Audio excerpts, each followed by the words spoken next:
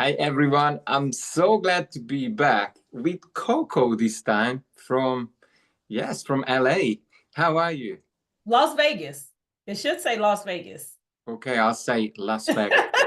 Well, we're Make- next door to each other. I am great. I'm great. Thanks for joining me. Before we dive into the story, I'll just share about you so everyone knows who we are meeting here today. So, Coco CoWano Stanley, the native of Arkansas, who grew up in Minneapolis, now resides in Las Vegas. Envy. As a single mom, she earned two master's degree. Wow. While overcoming challenges that tested her confidence. Uh, After leaving the corporate world in 2018, Coco became a full-time entrepreneur, speaker, confidence coach, and an author. Drawing from her personal journey of rebuilding confidence, she now empowers single moms to unlock their potential and launch thriving businesses with confidence building strategies. Welcome. I'm so excited about this conversation that we're going to have. How about could you just jump maybe back into the past? Probably some of the challenges that you've been dealing with. Do you want to share some of that? Yeah, some of those challenges, one of those challenges would come with confidence is, depending on your surrounding and your atmosphere that you're around, confidence can be an up and down thing. So that's why it's important for you to have confidence daily and to practice your confidence daily to keep that, confidence within. Because as we all know, life happens. There's going to be good days, there's going to be bad days, there's going to be unexpected situations that happen. And in my life growing up, I grew up in a household where, there was domestic violence. So I watched that, I saw that. So I went through as I got older and I had my son at the age of 20. I didn't know, I had a great niche of community and family that helps me raise my child. However, I was a single mom. And so dealing with those struggles, how to balance school, work, my son was in sports, that whole balancing thing was a lot. And so there was times where my confidence were what it wasn't where it needed to be. And then with having my son, I went through 16 and a half years of three different relationships of domestic violence, physical, mental, emotionally. So it really took my confidence in a place that by the time my son was probably, I don't know, probably sixth, seventh grade, somewhere in there back in 2012, where I almost committed suicide because I just was just a walking zombie in this world, existing and not living. So, that's where I started really learning how to find me and get myself in a place where God wanted me to be so that I can be a better individual. And I don't think nothing is, a surprise to God or what we go through. Like he already know what we're going to go through before we even go through it. So with me going through what I had to go through, I needed to go through that to be where I am now to teach other single moms on what to do with those challenges and how to build their confidence. Wow. And did you want to tell us, if you are comfortable to do so, about what you have been exposed to as a child?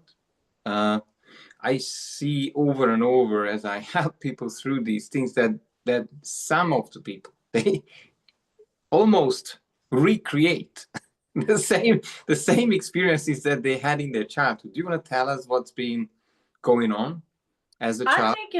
I think in that state, we as individuals have to learn how to be self-aware of our childhood. Because if we don't know any better, and then we get around people who know better, then we have to start tapping into those areas of cleaning up some of the past, even if you don't have all the solutions. So I watch, thank God my father is a better man nowadays, been sober for 10 years. But he was a very heavy alcoholic drinker. So he went through the domestic of with my mother. So I saw that and I really recreated of what I saw because I didn't see anything different from a male. So I attracted those aggressive, manipulative men, insecure men who wanted control, who wanted power, who wanted to isolate me.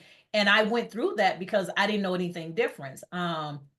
My mom was a single mom, me and my brother. So she was working 3 jobs, trying to maintain, trying to keep us, food on the table and clothing and schooling and all of that. So I end up being that single mom, but my family has always been the family that, as they say, it take a village to raise one. It does. So without my family being there, as a single mom, my son's father wasn't there.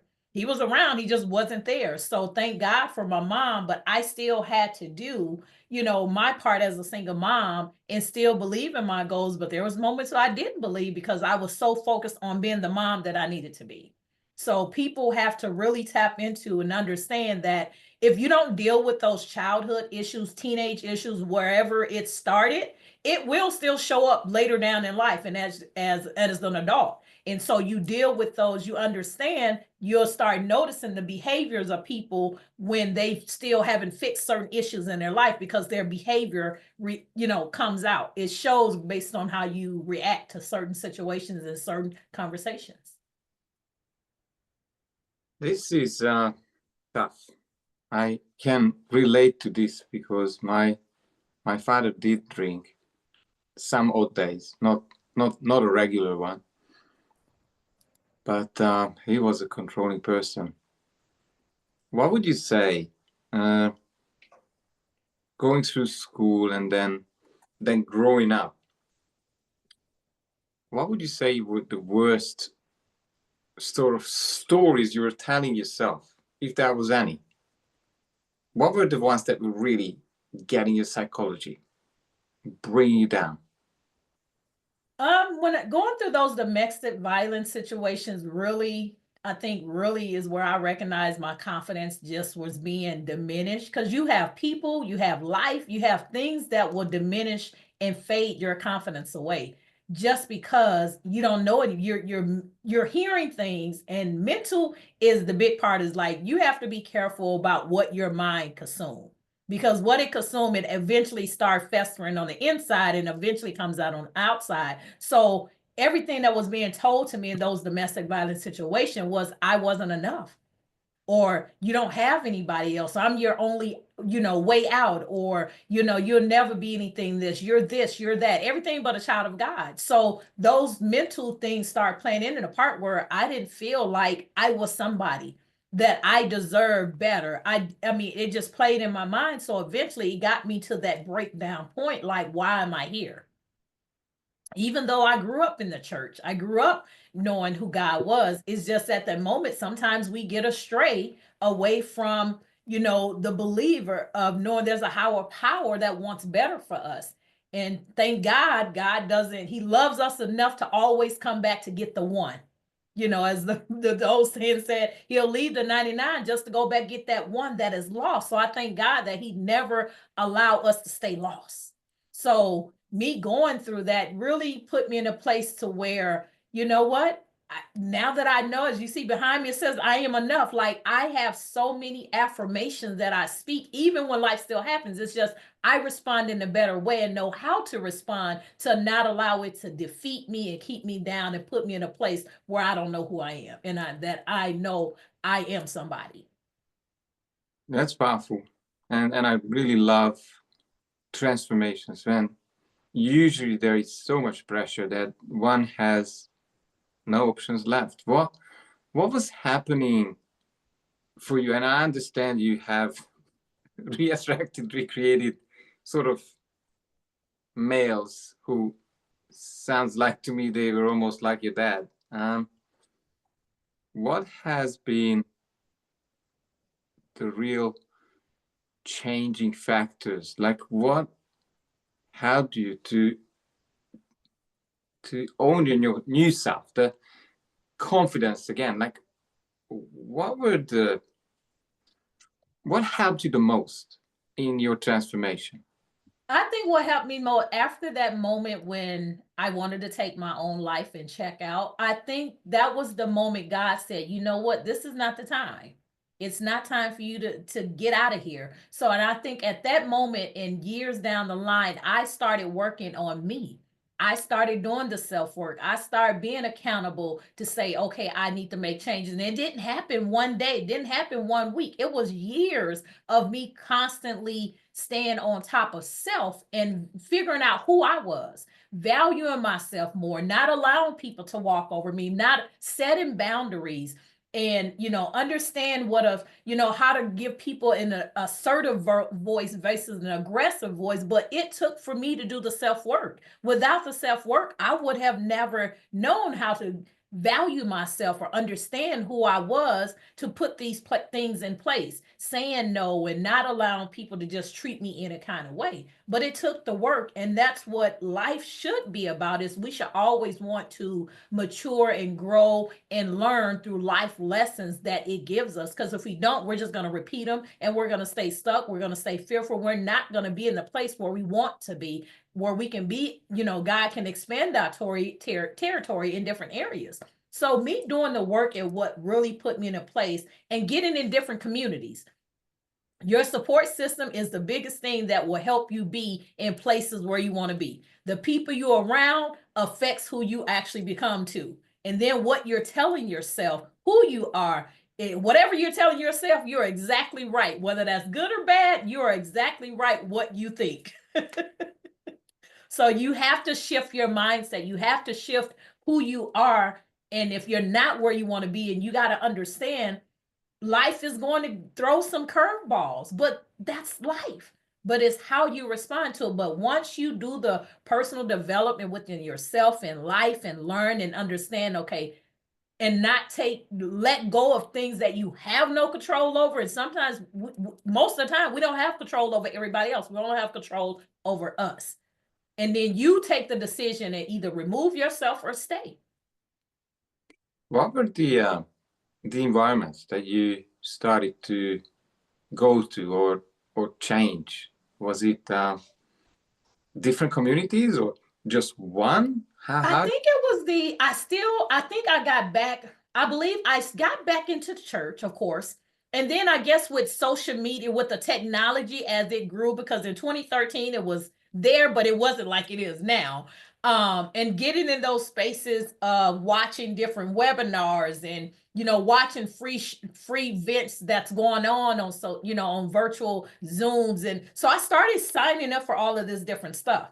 And I was just getting, fueling my fire with getting in these places that was so positive and uplifting and encouraging, that I eventually got in the spaces of people writing books. And then I became an author. Then I got in the space of the coaching and how to, teach others. So getting in those spaces and listening to people is what helped me continue to move forward and stay in circles and surrounding with people that I didn't even know that genuinely accepted me in with no problem. So it's getting in those spaces. And I understand some people are introvert, but you have to, those are just titles that if you decide to claim them, that's what it is. You got to know what you're going to claim and what you're not. And you have to step outside of the box of what you know and learn something different. And it's uncomfortable, but it's also going to help. Change doesn't happen without change. That's very insightful. I do believe that changing environment is almost a must-have. Even with a lot of inner work, if one is still stays in that old environment, it's so easy to slip back to that old limited self. Yeah.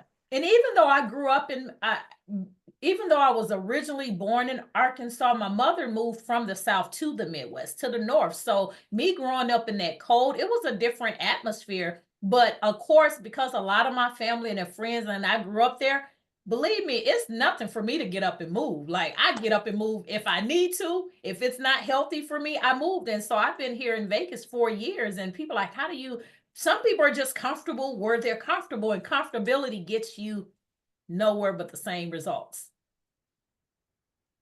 Yeah, I think that's the discomfort that people have to do with. And I think that's that unfamiliarity, or at times moving into I don't know, the new phase of my life is at times too scary for others. What would you suggest for someone who is already aware that this is not it. They're not living their life. And now they are considering what to do next. Have you got 3 or 5 ideas to share or tips? Yeah, one tip is, first of all, you got to get rid of the fear. Fear is false evidence appearing real. You have to put self in a place where you start to shift your mindset. So whether that, you can be multiple steps. Maybe you're not sure how to shift your mindset. Find stuff. There's so much stuff on YouTube. If you just type in, even if you Google stuff to help to shift my mindset, it's gonna pop up. So there's no excuse of how you can't find anything, because there's thousands of things out there to find to shift your mindset. Once you shift your mindset, you have to put yourself in a place of learning. I know a lot of people, I don't know what the average person probably read, 1 or 2 books a year. That's horrible. So how can you expect to learn knowledge or learn better or to better yourself if you never read? So you have to start wanting to be open to learning something new. So shift your mindset and then be open-minded to learning something new. It feels uncomfortable learning something new, especially, example, when you go to school, you go to college, or you don't know these subjects that you're in, and your mind just, it sounds foreign language that you never learned. But if you stay with the course and stay on track, you'll start feeling comfortable with the information you're learning, because now it's becoming repetitive. Everything's being said is becoming repetitive. um Being open-minded, and then just do the work. Be self-accountable. Be disciplined. And that's one of the biggest things with, especially when we're adults, is not want to be accountable and disciplined. You have to discipline yourself to be better. Prime example, athletes, they have to discipline themselves to not be able to go hang out all day night, because they got to practice, right? They can't win if they're not being disciplined with doing the practicing and studying and learning the drills and going over and over and over again. It's the same thing with our self-work. We have to do the work. Without doing the work, we can't expect any change. So shift your mindset is the biggest thing. Be open-minded, and then do the self-work. And just take piece by piece. You don't have to do it. Rome wasn't built in a day. It wasn't built in a week or a month. It takes some time. So understand that if you stay the pace, it will make the changes. You'll see the results you desire. You'll see change in habits. You do anything. If you do create a new habit for 21 days, it becomes your regular. So you got to put it in your routine every day of learning to do the self-work. Like, I do meditation every day. That's a requirement for me. Meditation, yoga, prayer, exercises, those are must. Breathing exercise, those are must for my day before I get going. Wow. Thank you for sharing these. I've heard that one probably earlier, that you said, and this is what I urge you to do if you're listening to us. Social media has its absolutely wonderful, useful role if you are able to drive your vehicle through it, which is following what matters, following what helps you, following what nurtures your mind and heart. Because there's a lot more crap and people showing themselves off in social, which I don't want you to watch too much, because then you again end up comparing yourself. So being very conscious about what you do online, I think, what would you say? How to be able to do that work through the online world? Tell us the tricks. Um, there's really no tricks, but you gotta want to be plugged in.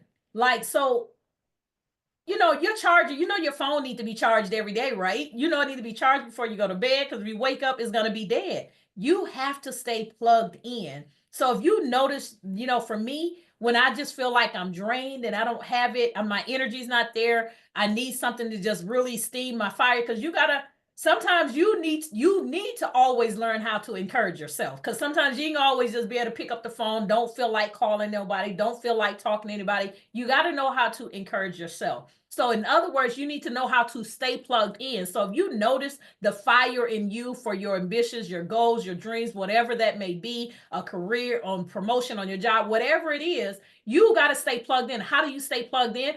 Connect in some areas where you know they're speaking on encouragement, or they're speaking on how to, get your energy back, or how to encourage yourself. You got to find those things, but you have to want to do the work. The thing is, you have control over this, right? So what is your mind telling you to do? You need to do the work, but I think I'm just gonna go have fun tonight. You got to be disciplined. Discipline is hard. But when you know what the results are, where you're trying to go, it's a no-brainer, because you want to do better. You know your business wants to get 5 figures, 6 figures. You're going to discipline yourself to do the work to get the results. So what results do you want that starts from the inside out, so that you can stay fueled up with your dreams, your goals, you're doing the self-work. So you have to just determine on what you want to do. But it literally, everything is a mindset and a thought. The thought that goes through your mind, your body's gonna go where your mind tell it to go, right? Yeah, So right. who are you gonna allow to take control? Your mind or you? Yeah, or that social media scrolling, which is Another discipline. You got to know when to unplug from social media sometimes. When you I literally have a time set when I need to reset and just take a re-break from social media. You're not gonna miss anything. It's like that kid that don't want to go to bed because they think they're gonna miss something if they go to sleep. It's the same with social media. You have to take time away from the social media, because of course social media gonna have the good, the bad, and the ugly on it. So you have to know when to unplug. So nobody knows what that time frame is but you. But we all get the same 24 hours in a day. Nobody gets more, nobody gets less. We get the same 24 hours, but it's what you do with that time and being intentional what you do with your day. I love that. So stop scrolling, keep following constantly those who you want to become. Exactly. Perhaps that's the rule I just came up with. So, what's a typical client of yours? Who you are helping? What they are? How would they know if they're on this recording? If they're listening to us?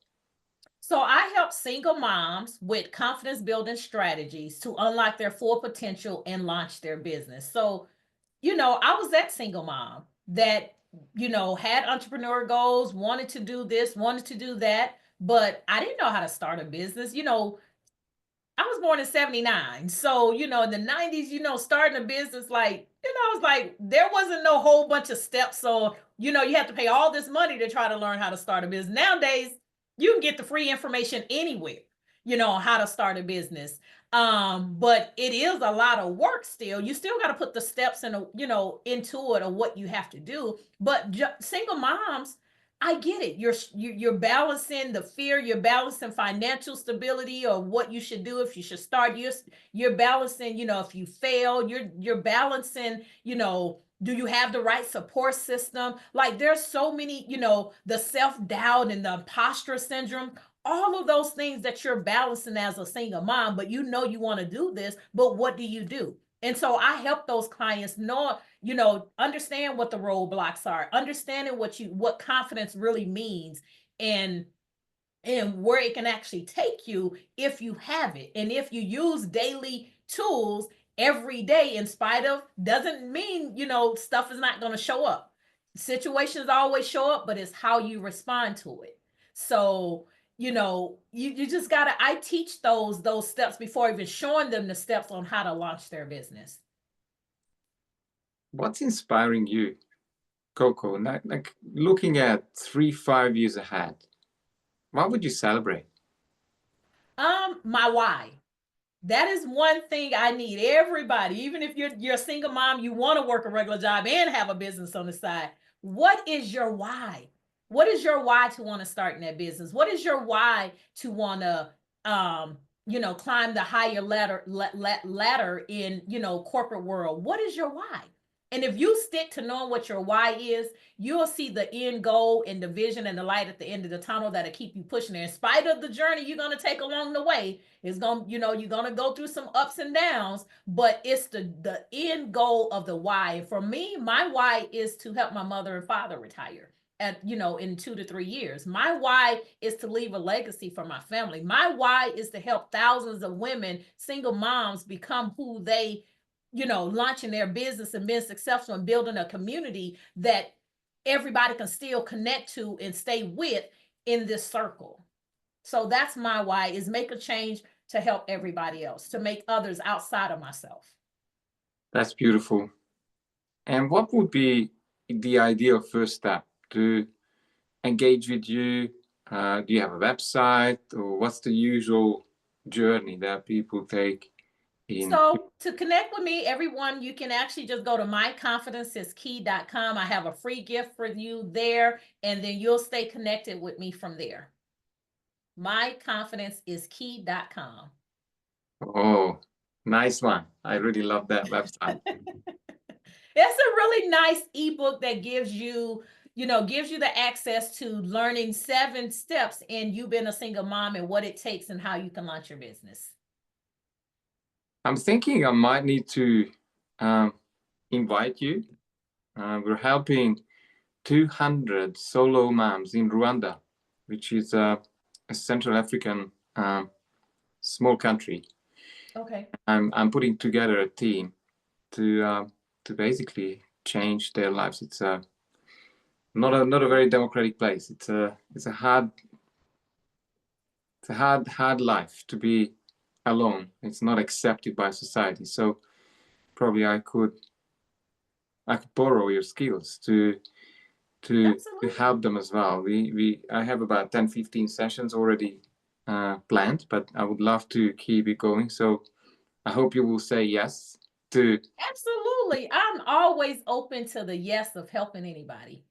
Yeah. Especially if it's going to help them the transformation that it needs for them to be where they need to move forward and do use their gifts and talents. Because if you don't even have God give us all gifts and talents, but are you willing to use them? Do you have the confidence to use them? Have you even tapped in and know what those gifts and talents are? Absolutely. So yes, I'm open. Funding is still a question, but I've been always helping and doing non-profit projects, so it does fit into my life and my business for the last 10 years. So it's no biggie for me. Okay. So what did I not ask, Coco? What did you want to tell us? And with my poor skills, I have not specifically asked about. I think you've asked a little bit more. You've asked a lot. I mean, I'm still a single mom, but my son is a young adult now. He's 25, lives in Los Angeles. A great kid. He's finding his way into the world that we live in now. But I'm just a super energetic, positive energy, positive spirit type person, and life still happens for me. It still shows up in weird little ways, but it's how you respond. And the number one thing is always understand God loves you no matter where you are in your life, and where you are right now is exactly where you're supposed to be. Very powerful. Coco, thank you very much for joining me and sharing your wisdom. I think people need to hear you in the millions, and I'll do my best to get you in front of many eyeballs, especially in front of solo moms. Any last word?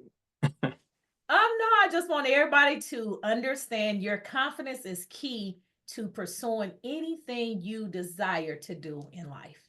Confidence, believing in you from the inside out, not the outside in. Thank you very much. And thank you, Dr. Dr. Selfworth. I love it.